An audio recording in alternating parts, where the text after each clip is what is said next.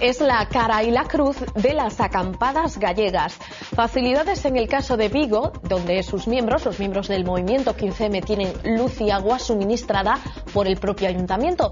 Del mismo color político, el gobierno municipal de Santiago niega cualquier tipo de comodidades a los acampados en el Obradoiro.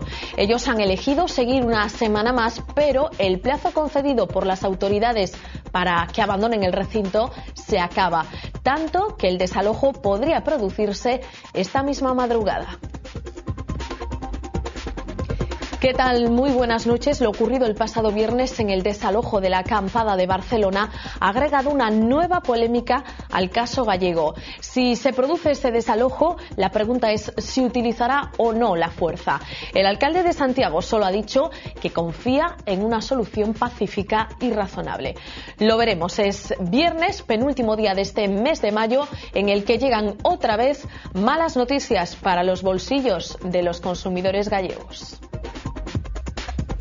La implantación del canon eléctrico en nuestra comunidad podría encarecer el recibo de la luz. La adaptación de la ley comunitaria permitirá a las empresas repercutir los impuestos sobre la actividad en la factura de las familias. VTelevisión habla hoy con las asociaciones de consumidores.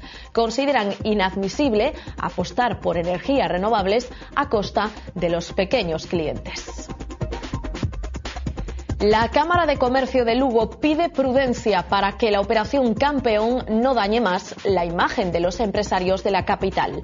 La patronal exige que no se practiquen juicios paralelos. Una de las compañías del imputado Jorge Dorribo no ha podido recuperar aún su actividad normal. Sin dirección y con los equipos de trabajo intervenidos, sus trabajadores no saben a qué atenerse. Continúan los movimientos después del 22M. El Partido Socialista facilitará gobiernos de progreso en 35 ayuntamientos.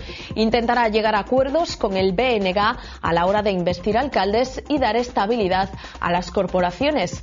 Su secretario general, Pachi Vázquez, ha analizado hoy las perspectivas que se abren tras los resultados electorales. Primera comparecencia de Rubalcaba tras conocerse que será uno de los posibles candidatos a suceder a Zapatero. El vicepresidente primero del gobierno defiende un proyecto ganador, evita polémicas con Chacón y asegura que no ha habido ni dedazo ni conspiración. Rubalcaba, por cierto, tiene ya 3 adversarios en el camino. Luego se los presentamos. La crisis del pepino provoca cuantiosas pérdidas a la agricultura española. El Ministerio habla de 200 millones cada semana. El gobierno insta a las autoridades alemanas a presentar cuanto antes los resultados de las investigaciones sobre un brote contaminante que ya ha causado 14 muertos. La Comisión Europea asegura que no hay razones para vetar a los mercados españoles.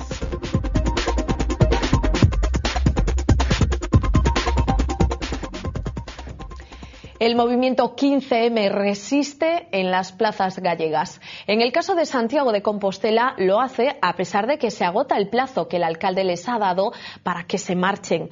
Los llamados indignados temen que el desalojo pueda tener lugar esta misma madrugada.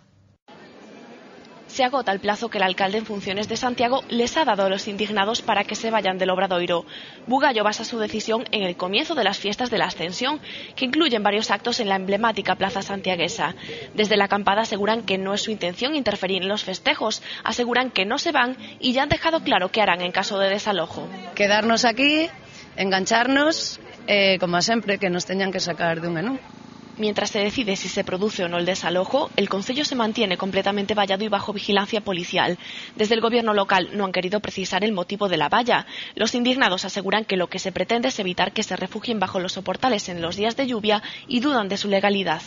Tenemos unas vallas que se colocaron yo creo que para vallarse ellos más que para vallarnos a nosotros. No sé cómo se puede llegar a tomar esa decisión ni qué juez pueda amparar algo así, ¿no? Despertamos e había aquí esta pequena barricada. A partir de aí non sabemos, tampouco nos queren dicir, tampouco podemos gravar. La asamblea de la acampada ha creado además un sistema de alerta a través de mensajes de texto para dar el aviso ante un posible desalojo. El objetivo es que en caso de que se produzca, los indignados acudan en masa a defender el campamento santiagués. Y el todavía alcalde de Santiago se ha referido esta tarde al campamento del Obradoiro después de mantener una reunión con el presidente de la Xunta. Sánchez Bugallo no descarta ningún tipo de actuación, pero ha eludido hablar de una fecha concreta. Lo que sigue manteniendo es que la ocupación de la plaza debe terminar cuanto antes. Non podo descartar nada. E o único que digo é que desde logo vamos a tratar de evitalo hasta donde poidamos, pero dependerá deles, claro. É dicir, eu o que non teño pensado é que esta plaza se convirta en un camping. Eso non o contemplo. Vamos a ver, a mí non me preocupa de que sea mañán ou de que sea pasado. Ahora entramos nas festas da Ascensión. A mí o que me preocupa é que isto non se prorrogue de forma indefinida. Suerte distinta es la que tienen los acampados de Vigo. Allí el ayuntamiento, del mismo color político, por cierto, que el de Santiago, no solo ha optado por permitir la movilización en la vía pública, también les suministra agua y luz. Fue durante 15 días el epicentro de los indignados en Vigo, pero poco queda ya en la farola de Urzaiz de la revolucionaria acampada. El motivo no es su desalojo, sino su traslado a la Plaza do Rei. La organización que tenemos arriba es mucho más completa. Estamos ubicados, hemos planteado una infraestructura antes de cambiarnos. Las tiendas de campaña se agolpan ahora a las puertas de la casa consistorial, pero aquí los manifestantes no tienen miedo de ser expulsados. Tras semanas de negociaciones han estrenado ubicación con el permiso del Ejecutivo local y con una serie de servicios básicos suministrados directamente por el ayuntamiento. Nos ofrecían agua, luz y wifi. En un principio fueron estos los servicios que nos podían ofrecer y bueno, encantados.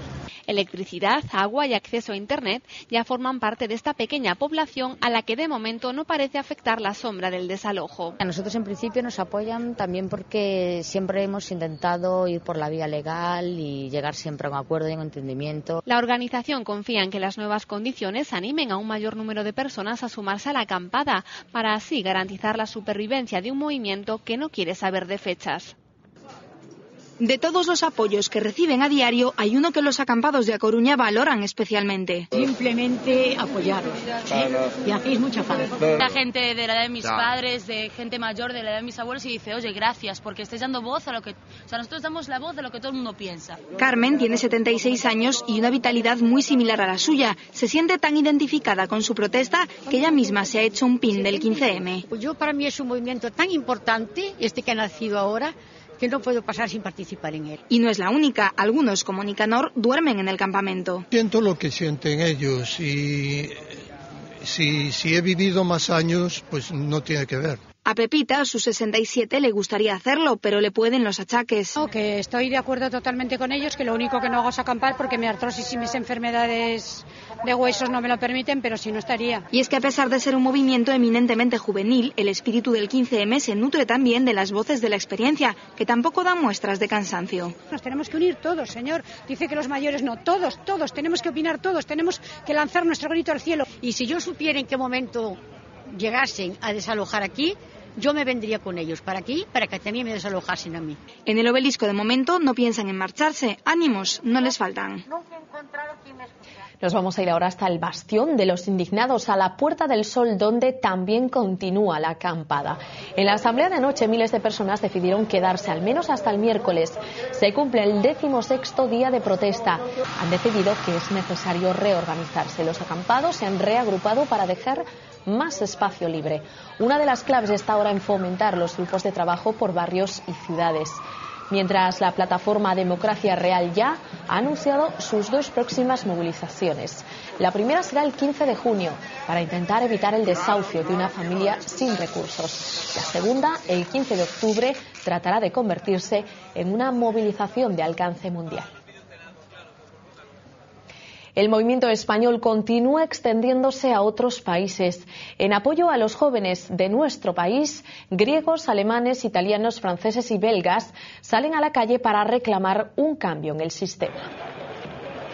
En Atenas, decenas de miles de indignados llenaron anoche la plaza donde se encuentra la sede del Parlamento. Una treintena de tiendas se mantiene en pie después de esta multitudinaria protesta.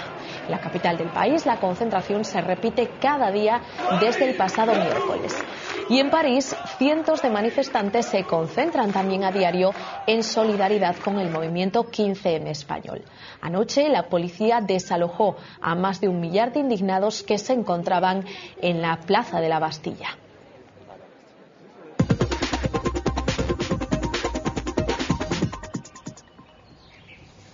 El Ayuntamiento coruñés de Santa Comba ha decretado un día de luto por la muerte de una joven de Mazaricos, que este domingo se caía por el hueco de una arqueta en plena celebración de la victoria del Barça.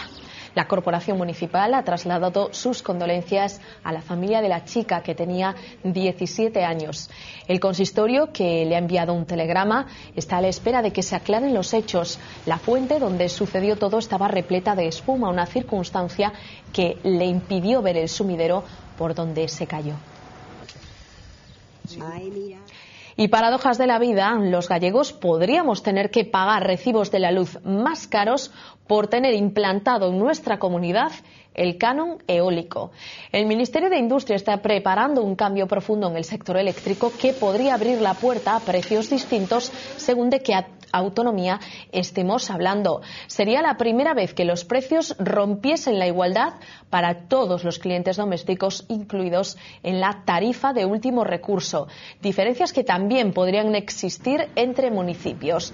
La idea es cargar sobre los peajes de acceso, que suponen casi la mitad del precio final de los recibos, un suplemento que vendría a cubrir los sobrecostes que tienen que afrontar las empresas por el pago de impuestos sobre actividades eléctricas. Entre ellas estarían incluidas los parques eólicos. En las asociaciones de consumidores llevan meses lidiando con los problemas derivados de las facturas de la luz. Por eso el proyecto de industria es para ellas la gota que colma el vaso. El usuario pues está desconcertado, llegan recibos que directamente son recibos de juzgado de guardia. El Ministerio de Industria trata de adaptar la normativa del sector eléctrico a la legislación comunitaria. Este proyecto deja la puerta abierta a la posibilidad de que haya recibos distintos en función de la comunidad autónoma. En el caso gallego, el canon eólico encarecería el recibo mensual. Nos parece inadmisible que se quieran hacer políticas de energía renovable a costa del consumidor. Y como era de esperar, esta posibilidad en la calle no sienta nada bien. No, pues ya está bastante cara. Yo me parece carísima, ¿eh? Pues sería para todos, en plan economía, pues un desastre. Las empresas eléctricas ganan muchísimo dinero, aunque digan ellas lo contrario. Ya bastante pagamos todos los meses. Esta reforma implicaría además que el actual bono social dejaría paso a otra figura, la del consumidor vulnerable. Esto implicaría que el futuro bono estaría ligado exclusivamente a la renta del usuario. Actualmente se benefician del bono social familias numerosas, jubilados con pensiones mínimas, familias con todos los miembros en paro y usuarios con un contrato inferior a 3 kilovatios. La Operación Campeón, que investiga una supuesta trama en la concesión fraudulenta de subvenciones públicas, comienza a pasar factura. Una de las compañías del empresario imputado, Jorge Dorribo, no ha podido recuperar la normalidad. La Cámara de Comercio de Lugo ha pedido prudencia para que no se dañe más la imagen de los empresarios de la capital. En la sede de NUPE los empleados cumplen su jornada laboral, pero nada ha vuelto a ser igual desde el pasado martes. Están intervenidos los ordenadores y esos equipos y de que ya no pueden hacer ningún tipo de facturación, ni de entrada, ni nada. Es decir, ellos cumplen estando en su trabajo, pero poco más pueden hacer hasta que les devuelvan el material. Y es que de la noche a la mañana son víctimas de 2 procesos, el embargo por la deuda de su propietario Jorge Dorribo y la supuesta implicación de este en la trama de subvenciones públicas destapada en Lugo. Que están descolocados porque no hay dirección, no hay cabeza visible en la empresa, y al no haber cabeza visible en la empresa ellos no saben realmente a qué tenerse. En Proitec la situación es distinta, mantienen la actividad a pesar de la imputación de los 2 administradores de la empresa que declararon ante la jueza que instruye el caso la pasada semana y que se encuentran en libertad desde entonces. El caso no ha pasado desapercibido, especialmente para algunos sectores como el empresarial. El posible error de un empresario, de 2 empresarios lucenses, no debiera de arrastrar para nada al resto de las empresas de Lugo. Desde la Cámara de Comercio de Lugo piden prudencia para no dañar más la imagen del sector empresarial, que necesita de organismos como el IGAPE para sobrevivir. En estos momentos el que estar siendo investigados va a obligar a que miren todo con lupa y que retrasen las cosas, y nosotros lo que tenemos que pedir desde aquí es que el IGAPE siga funcionando bien y que procuren no retrasar las cosas que las empresas necesitan seguir viviendo. Piden también que se eviten los juicios paralelos. El PSOE apoyará las investiduras de gobiernos de progreso en 35 ayuntamientos gallegos. Es uno de los compromisos que ha adquirido hoy la cúpula de los socialistas gallegos reunidos en Santiago. Pronto comenzarán los contactos con el bloque nacionalista galego para tratar de formar gobiernos estables en las nuevas corporaciones. En pleno periodo de reflexión, los socialistas han comenzado el trabajo para asegurar su presencia en los concellos en los que el PP no tiene mayoría absoluta. O Partido Socialista vai dar apoio activo á investidura de gobernos de progreso en todos os lugares donde sexa posible. Queda por concretar la gobernabilidad. Los contactos con el BNG comienzan. Vamos a traballar ao longo de hoxe hasta o día 11 para tratar de buscar fórmulas que lle den estabilidades a eses gobernos. Mientras siguen analizando los resultados electorales y buscando cómo recuperar la sintonía con la sociedad. El sábado habrá reunión del Comité Nacional. Nós tiñamos os actos cheos, tiñamos a xente moi motivada, pero nas casas falábase de outra cousa. Nas empresas, nas casas, na calle, nas plazas, como a do Obradoiro, se estaba falando de outra cousa, e nos castigaron. No quiere apuntar a nadie como responsable y evita personalizar la derrota, especialmente na Coruña. Ojalá o problema de Galicia ou de Coruña se chamase Salvador, ou se chamase Pepe, ou se chamase Vicente. Non. Temos un problema máis profundo. Sobre su futuro como líder y como candidato a las autonómicas, Manuel Vázquez asegura tener el mismo ánimo. Cita con los juzgados. El Tribunal Superior de Xustiza de Galicia celebrará el lunes la vista de apelación por los recursos presentados contra la sentencia que absolvió al autor del crimen de Sober. El recurso por la absolución de Ochucán ya tiene fecha. El día 6 de junio, el Tribunal Superior de Xustiza de Galicia decidirá si celebra un nuevo juicio sobre el caso de José Carnero, el vecino de Sober, que fue absuelto de la acusación de matar a una prostituta. Un crimen que posteriormente reconoció La Voz de Galicia. El tribunal decidirá después de oír a todas las partes. Continúa hospitalizado uno de los supervivientes del naufragio del pesquero Nuevo Luz, en el que fallecieron 2 marineros. El último de los 4 pescadores rescatados con vida sigue en el complejo hospitalario universitario de A Coruña, aunque según el parte médico se encuentra bien. El pasado viernes ingresaba con síntomas de hipotermia, al igual que el resto de sus compañeros, que ya han sido dados de alta.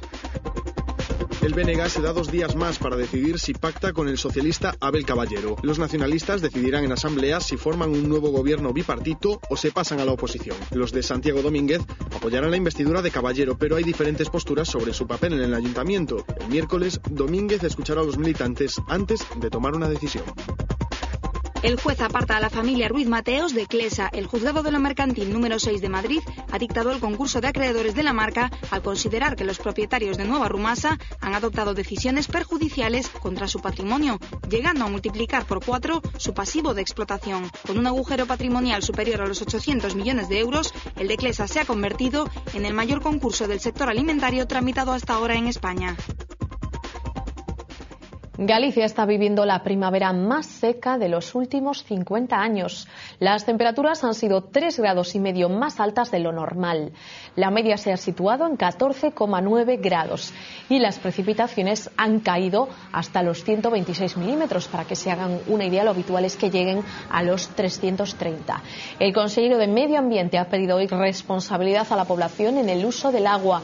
La situación no se resolverá con las tormentas de estos días ni tampoco con lo que pueda suceder en la próxima quincena.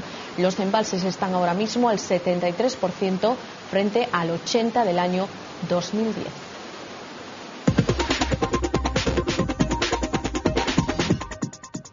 En su primera rueda de prensa en la sede del PSOE, tras confirmar que será candidato socialista a la presidencia del Gobierno, Alfredo Pérez Rubalcaba ha afirmado que se siente respaldado por miles de dedazos, los de los militantes del partido.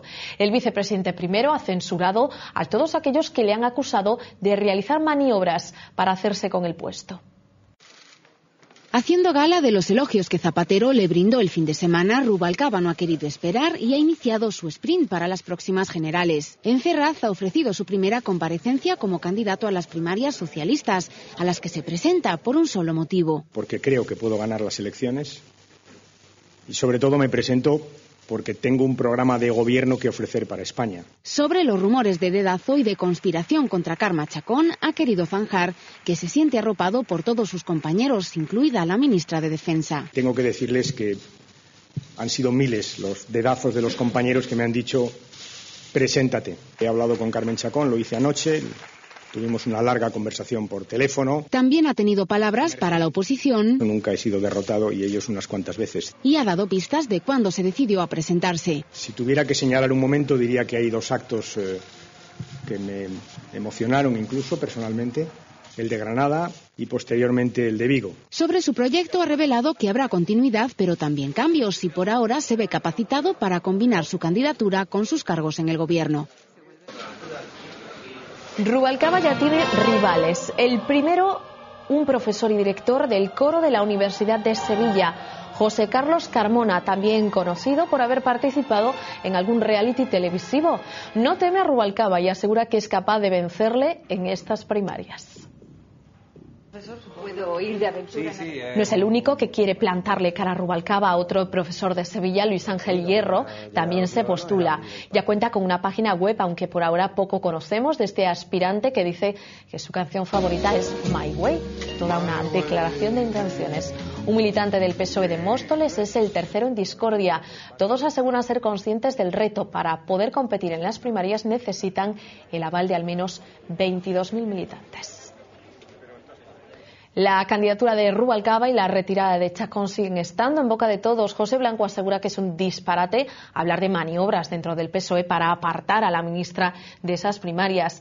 Chacón ha recurrido a un refrán para salir del paso. Afirma que ya no vale de nada mirar el pasado. Y desde el Partido Popular, Arenas ha vuelto a hablar para repetir que la candidatura de Rubalcaba será un fracaso. Mire, agua pasada no mueve molinos. Yo dije ya lo que tenía que decir. Ahora, como diría Livingstone, me muevo siempre mirando hacia adelante y eso voy a hacer yo. Creo que cambiar para volver al pasado es lo contrario que se nos pidió el 22 de mayo en las urnas. Los cambios de liderazgo que no dan paso a una generación más joven, como ha pasado ahora con el señor Zapatero y Rubalcaba, están condenados al fracaso. Datos adelantados, la tasa de inflación se moderó en mayo y bajó 3 décimas respecto a abril, hasta situarse en el 3,5%. Los factores que más han influido han sido la caída de los precios de los carburantes y los de los viajes organizados. Se rompe la senda alcista iniciada en agosto del año pasado. La inflación interanual se queda en el 3,4%, una décima por debajo del mes anterior, un dato que refleja una moderación general en los precios. La subida de los precios del petróleo, impulsada por las revueltas en los países árabes, explica cómo la inflación ha alcanzado en el arranque de este año sus niveles más altos en 3 ejercicios. El 3,8 alcanzado en abril fue el dato más elevado desde septiembre del 2008. Una cifra, la de mayo, que permite pensar que aunque el crudo sigue alto, no sube tanto como hace un año. Y seguimos hablando de cifras, las de las pérdidas que está originando la crisis de los pepinos. España pedirá ayudas a la Unión Europea por el veto que se les ha impuesto a los mercados de nuestro país. La ministra de Medio Ambiente ha calificado de injustificada la presión ejercida sobre los productos españoles. En la próxima reunión de ministros de Agricultura de la Unión, Rosa Aguilar planteará que se tomen decisiones por el perjuicio causado a España, pero también para que se determine de una vez por todas el origen de la contaminación que ya ha provocado 14 muertes en Alemania. Que no es cierto, y lo que tenemos que pedir a las autoridades alemanas es que culminen pronto y de inmediato la investigación y los daños al sector español son cuantiosísimos. Para que el pepino llegue hasta aquí, antes ha tenido que recorrer un largo camino. En el caso alemán, los pepinos se recogieron en el campo, se comercializaron y se transportaron hasta la frontera de Alemania, donde al parecer sufrieron un incidente y cayeron al suelo. Este accidente podría ser el causante del contagio. De confirmarse, se habría producido fuera de España y, por tanto, no en el origen. Desde el primer momento, Hamburgo ha señalado a España como la causante del foco de la contaminación, aunque todavía se investiga en qué momento de la trazabilidad se produjo la infección. La psicosis alemana ha llevado al país a cancelar el envío de frutas y hortalizas con Málaga y Almería, aunque no han sido los únicos que han liquidado sus pedidos. Austria también ha retirado la compra de tomates, pepinos y berenjenas españolas. España ha cargado contra Alemania por el daño que está causando a la agricultura. Podrían generarse pérdidas millonarias en un sector ya tocado por la crisis. En Italia, Silvio Berlusconi trata de encajar la derrota electoral que ha sufrido en dos de las ciudades más importantes del país, Nápoles y Milán. Esta última, la ciudad natal del primer ministro y hasta ahora bastión tradicional de su imperio económico y político. El centro izquierda ha vencido tanto en la capital del norte como en un importante número de ayuntamientos en estas elecciones locales. Los malos resultados obtenidos por la formación de Berlusconi podrían propiciar una ruptura con sus socios de gobierno, la Liga Norte, y por tanto un adelanto de los comicios legislativos.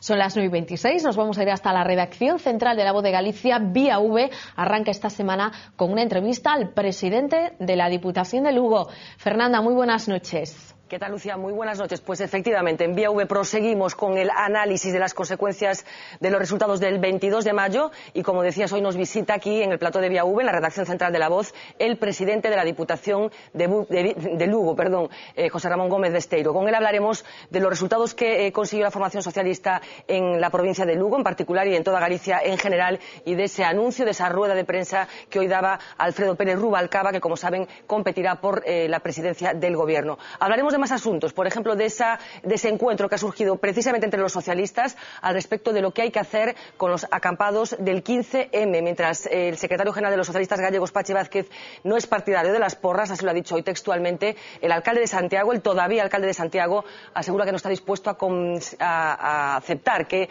la Plaza del Obradoiro se convierta en un camping. Solo dos asuntos en una noche muy intensa en la que seguiremos hablando mucho de política, aunque no solo, también del himno de España hablaremos. Será a partir de las 10 menos 20 hasta ahora.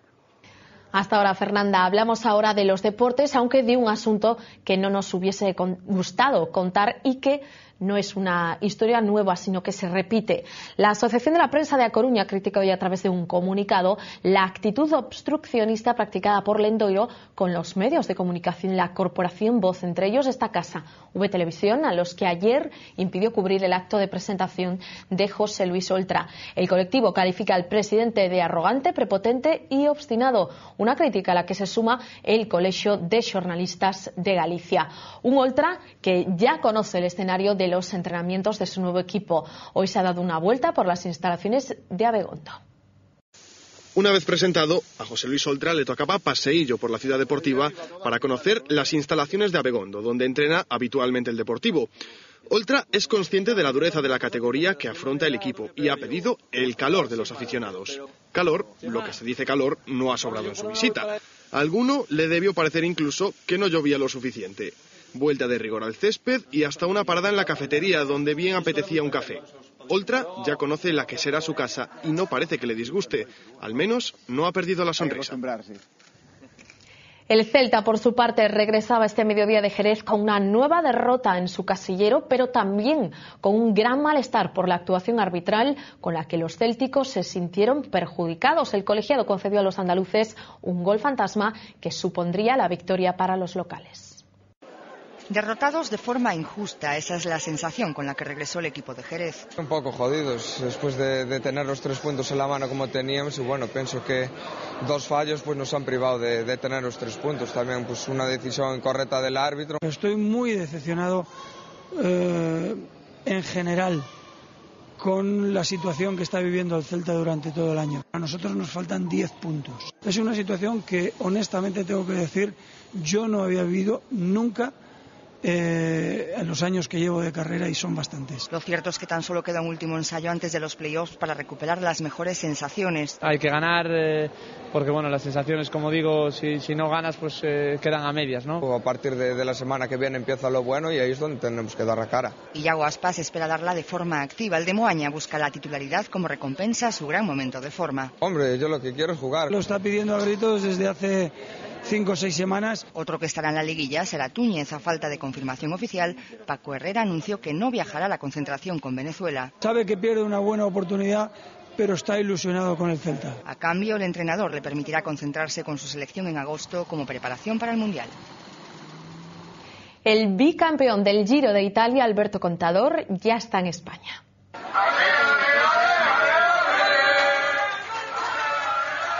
Con el trofeo en la mano aterrizaba en Barajas, donde le esperaban sus admiradores. El ciclista español no ha despejado demasiado la gran incógnita, si participará o no en el Tour de Francia. Todavía espera la decisión del Tribunal de Arbitraje Deportivo sobre su supuesto caso de dopaje. La demora de la sentencia podría ayudar a que revalidase el título en la ronda gala. Bueno, mira, de momento voy a ver si descanso unos días, que lo necesito tanto mentalmente como psicológicamente, y luego ya pues lo decidiremos. Siempre que hago una carrera me gusta hacerlo bien, me gusta luchar por la victoria y si creo que me cuadra la preparación, desde luego que sí que estaremos allí. Con perdón de los suplentes, Shakira se ha convertido en el jugador número 12 del Barça. Partícipe de sus últimas celebraciones, anoche no dudó en sacar a la plantilla al escenario para festejar la Champions.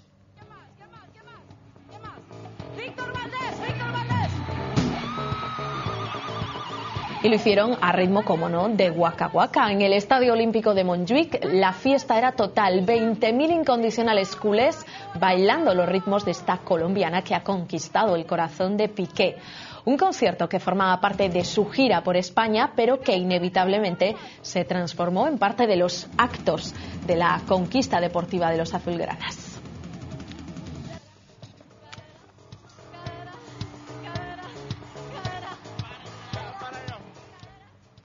Nosotros nos vamos ya, que pasen una buena noche y hasta mañana.